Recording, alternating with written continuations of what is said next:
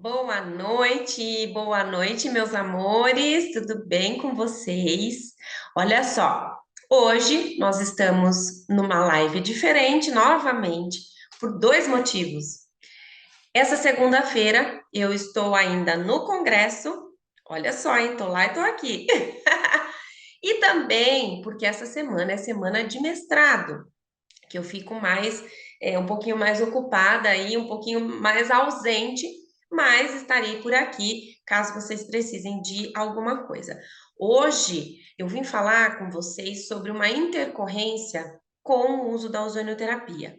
E por mais incrível que pareça, com uma profissional, colega de trabalho, extremamente dedicada, estudiosa, que é cuidadosa com todos os seus procedimentos, mas que teve uma intercorrência e com ela mesma, tá? Semana passada, na aula, eu comentei desse caso e hoje eu vim aqui contar e discutir com vocês um pouquinho sobre esse episódio, tá bom? Então eu espero que vocês estejam aí atentos, papel e caneta na mão, algo que a gente sempre fala nas nossas mentorias, eu sempre falo para as minhas alunas que a gente precisa tomar todo o cuidado do mundo e pensar nas possibilidades que podem ocorrer lá na frente, tá bom? Bom, eu vou compartilhar então o meu arquivo aqui com vocês. Deixa eu abrir aqui o meu arquivinho. Só um minutinho. As lives no dia 26 de setembro. Hoje, dia 26 de setembro. Muito bem. Deixa eu abrir aqui para ver se vocês estão vendo.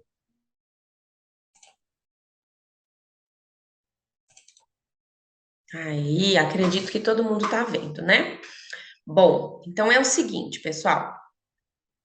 Esse estudo de caso de uma intercorrência com ozonioterapia pode acontecer com qualquer um? Pode. Por quê?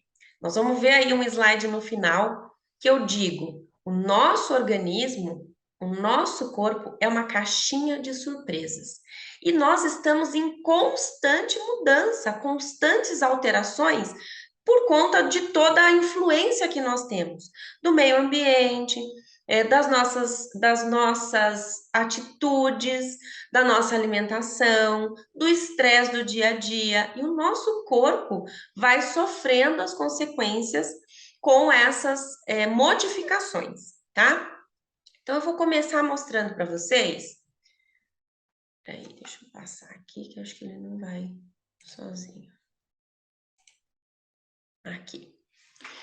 Bom, eu recebi uma mensagem de uma colega de trabalho dizendo que há 3 meses atrás, ela fez uma sessão de ozonioterapia auricular e, pasme, tive emagrecimento facial, emagrecimento corporal, meu rosto caiu completamente, eu envelheci uns 10 anos do dia para a noite. Bom, aí eu mandei um áudio para ela dizendo que algo não estava certo. Comecei a perguntar várias coisas, usando a minha metodologia de anamnese, e também dizendo para ela nesse áudio que talvez não tivesse sido a ozonioterapia, mas que alguma coisa estava errado. A ozonioterapia poderia ter desencadeado algum processo. E aí ela falou que ela já fazia ozônio há 3 anos nela mesma, inclusive as vias sistêmicas, e ela nunca teve nada, nenhuma reação. Então, por que que isso aconteceu agora? Vamos tentar entender. Utilizando, então, o meu método de anamnese, que eu brinco que é um trabalho de detetive. Por quê? Eu fiz todas as perguntas para ela, nós fizemos uma videochamada, fiz todas as perguntas para ela, de tudo que veio acontecendo durante esses 3 meses, e que ela relatou esse processo de emagrecimento brusco. Dentro dessa anamnese, medicação que ela tinha tomado, doenças que ela tinha desenvolvido, qualquer sintoma diferente que ela tenha percebido. É, perguntei peso de 3 meses atrás e de agora, alimentação, tudo, aquela ficha de anamnese completinha. Aí eu fui para a única informação que ela tinha me passado: perda de peso muito rápido. Mas junto com essa perda de peso muito rápido, na anamnese, ela também relatou sonolência, cansaço, enfraquecimento do cabelo, das unhas. Então eu já não tinha só uma informação da patologia. Eu tinha mais algumas informações que eu precisava juntar. E o foco sempre foi o paciente. Nas nossas, na nossa na minha metodologia, nas nossas avaliações, o foco vai ser sempre o paciente e promover a saúde desse paciente que tem alguma coisa que não está em equilíbrio ou não está nada em equilíbrio, para depois a gente desenvolver o protocolo de tratamento, certo? Nesse caso, eu nem desenvolvi um protocolo de tratamento, eu só tentei ajudar essa minha colega a descobrir o que é que tinha acontecido com ela. Logo depois veio a informação. Ela me disse que ela teve Covid, numa forma muito grave do Covid, e que a pele dela, do corpo inteiro, ficou dessa forma, cheio de bolha, parecendo aquela infecção mesmo, né, que promove essas bolinhas. Ela teve o corpo inteiro, 100% do corpo ficou nesse estado. E aí ela disse que descobriu depois do Covid, no pós-Covid, quando ela começou a ter os primeiros sintomas de cansaço, de sonolência, de enfraquecimento de unha e cabelo, ela foi atrás e descobriu que ela tinha homocromatose. E aí ela me fez essa pergunta: você acha que nesse momento que eu apliquei o ozônio, sem saber ainda que eu tinha desenvolvido essa doença da homocromatose, o ozônio pode ter desencadeado um processo de perda de peso muito acelerada? Com toda certeza. O que é a homocromatose? Nós vamos ver mais detalhado aqui embaixo. Mas é o acúmulo de ferro em diversos órgãos, principalmente cérebro, coração, rins, pâncreas, fígado e pulmões. É como se a pessoa estivesse enferrujando por dentro. Ela não tem mais gordura. Ela emagreceu de uma forma que ela perdeu toda a gordura facial. Ela fala aí, ó, ela não tem mais gordura no bumbum, nos cotovelos, nas pernas, nos joelhos, nos pés, nas mãos.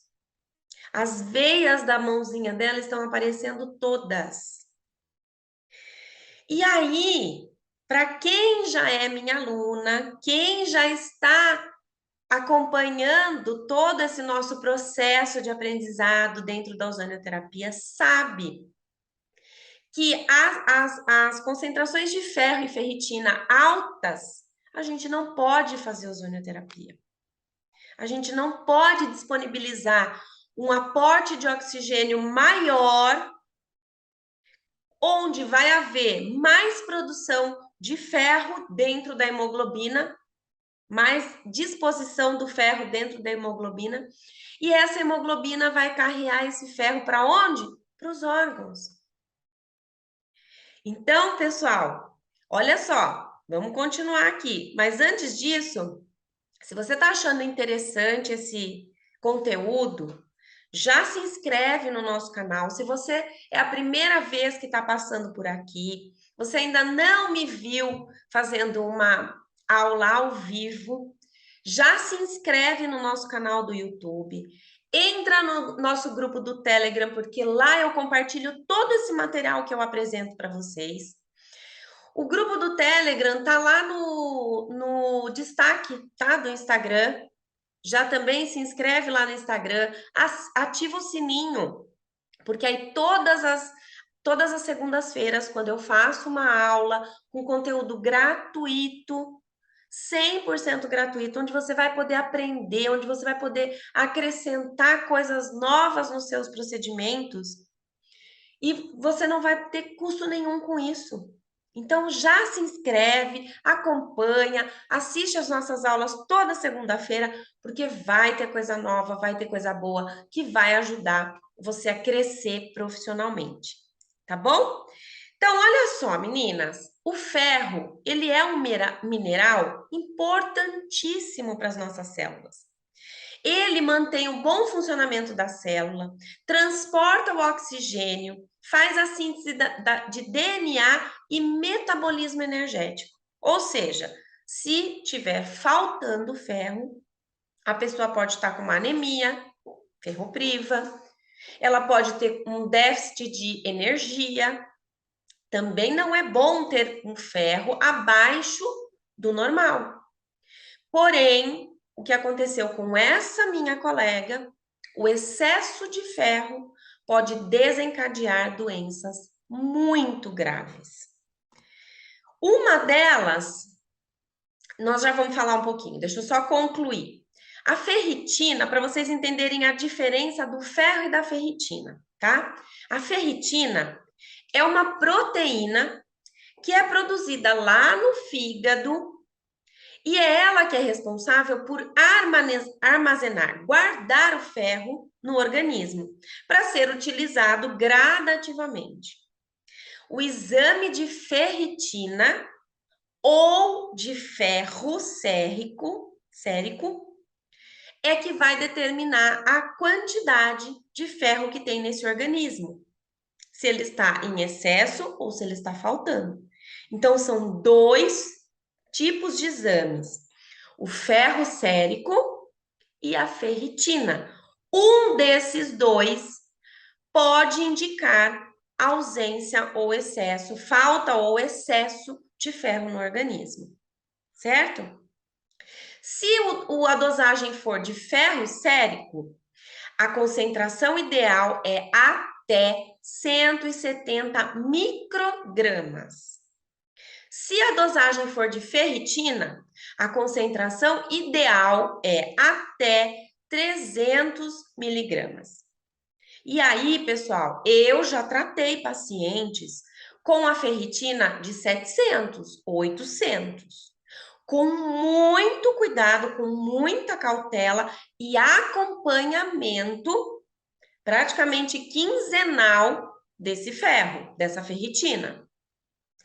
Acima de 1.000, a ferritina, acima de 1.000 miligramas, jamais você vai fazer uma ozonioterapia, porque você vai desencadear grandes problemas no seu paciente, como o dessa minha colega de trabalho.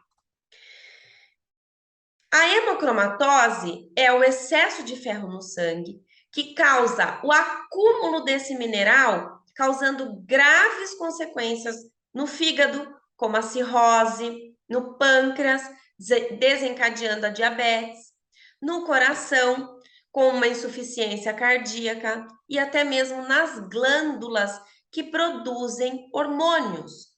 O excesso de ferro pode intoxicar um órgão, levando ele ao seu estresse total, perda de função, e é como se estivesse enferrujando a pessoa por dentro, enferrujando os órgãos, tá? Então, é sério. Por isso que eu insisto tanto em vocês pedirem exame quando vai fazer uma via sistêmica. Mas olha o caso da minha colega. Ela fez uma via auricular e desencadeou esse processo patológico, tá? Então, gente, não tem como. Nós precisamos fazer uma boa anamnese, entender sobre a patologia do paciente e, principalmente nas vias sistêmicas, não realizar nenhum tratamento sem avaliar os exames principais, tá bom? Normalmente, os sintomas, eles só surgem quando a doença já está bem avançada. Os primeiros sintomas, como eu disse para vocês, cansaço, a perda de peso sem nenhuma explicação e muito rápida, fraqueza, letargia, apatia, queda de cabelo, enfraquecimento das unhas e até mesmo alteração no ciclo menstrual por conta da parte hormonal. E a pele das pessoas com excesso de ferro ou ferritina tem uma pigmentação mais escura, uma pigmentação meio amarronzada. Parece que tomou sol, mas não é uma cor saudável. Tá? Então, esses são os primeiros sintomas que levam a pessoa a pensar que pode ter algo em desequilíbrio, pode ter algo errado com o seu organismo. Isso tudo, gente, é só para a gente reforçar a importância de solicitar os exames principais, de revisar a anamnese antes de tratar um paciente de forma recorrente. Porque o que, que acontece muitas vezes, eu mesma já fiz isso, e eu vejo algumas alunas fazendo. O paciente vai lá, fecha 4 sessões de aplicação via sistêmica, uma autoemo ou uma insuflação retal. Depois das 4 sessões, o paciente para um tempinho e resolve continuar o tratamento. E ele volta depois de um mês e quer começar de novo. Aí a profissional pensa assim: mas eu já conheço esse paciente, eu já fiz a anamnese dele, eu já olhei os exames dele, tá tudo normal. Mas em 30 dias, tudo isso pode ter mudado. O nosso organismo é uma caixinha de surpresa, ele muda o tempo todo e nós precisamos pensar sempre à frente, sempre além daquele momento que você está atendendo o paciente. 30 dias que esse paciente já não está sob o seu acompanhamento. 30 dias que ele pode ter mudado uma forma de alimentação, sono, atividade física, que ele pode ter tido uma infecção, ou pode ser um vírus, uma bactéria, que você não sabe. E se você não fizer a anamnese de novo, se você não pegar a fichinha dele, ler a fichinha dele, do que ele tinha, o que ele tomava de medicamento, e atualizar essa ficha de anamnese com todas as informações do dia. Você não pode deixar de fazer isso, porque infelizmente podem acontecer essas mudanças do nosso organismo que são constantes e num momento desencadear algo que você não estava esperando. Uma intercorrência e que aí para você reverter essa intercorrência, esse caso, por exemplo, né, dessa minha colega de trabalho, que estava com a ferritina, o ferro, numa concentração absurdamente alta, não teve outra alternativa. Ela precisou fazer uma sangria. A sangria é você retirar uma quantidade de sangue do organismo para que esse ferro não ataque os seus órgãos e não prejudique, não enferruje os seus órgãos, desencadeando outras complicações. Pessoal, lembrando que há algum tempo eu venho falando bastante, né, sobre o nosso exército de mulheres poderosas, o nosso exército azul, as nossas soldadas, que nós temos realmente que nos unir, que nos fortalecer. Essa semana eu recebi várias mensagens de alunas que estão tendo dificuldade porque as pessoas ficam ameaçando, ficam mandando mensagem dizendo que elas vão ser denunciadas, aquela coisa toda, né? E a gente sabe que isso é um movimento. é um movimento contra a ozonioterapia, é um movimento da indústria farmacêutica, é um movimento das empresas que não querem ter pessoas cada vez mais informadas e mais saudáveis. Isso não é vantagem, né? Elas não querem que nós cuidemos dos nossos pacientes, elas querem que eles alimentem a doença, né? E aí, eu venho mais uma vez pedir para vocês, para que vocês estejam comigo, para que vocês contribuam com tudo que vocês puderem no nosso grupo, no Telegram, aqui no Instagram, no YouTube, no WhatsApp, me mandem mensagens e eu conto com vocês, eu conto com essa grande comunidade, com esse grande movimento que nós precisamos fazer a favor da ozonioterapia. Porque nós precisamos combater esse movimento contra. De que forma? Nos unindo e fazendo um movimento a favor. O ozônio é vida, o ozônio é saúde, o ozônio é importante, ele tem que ser acessível para todas as pessoas. Eu já disse para vocês, eu sou uma só, eu não consigo atender um número grande de pessoas. Nós temos pessoas que procuram de todos os estados do nosso Brasil. E para eu conseguir ozonizar o mundo, eu vou precisar de reforço, eu vou precisar de soldadas que estejam empenhadas em me ajudar e a contribuir, a colaborar com essa nossa armadura, essa coisa tão forte, tão boa que nós temos e que estão tentando derrubar. Tá bom, pessoal? Então, hoje eu deixei aqui esse estudo de caso muito, mas muito importante para vocês estudarem, refletirem, pesquisarem e entrem lá no grupo do Telegram que eu vou colocar o material lá e vou colocar a foto, tá? Dessa minha colega para vocês verem a diferença do rostinho dela realmente, o quanto de gordura e flacidez que ela desenvolveu por conta dessa intercorrência, tá bom? Se inscrevam aqui no nosso canal do YouTube e eu espero vocês na nossa próxima segunda-feira, na aula que nós vamos ainda passar o tema para vocês, mas não percam, tá bom? Um beijo e uma ótima semana. A gente vai se falando.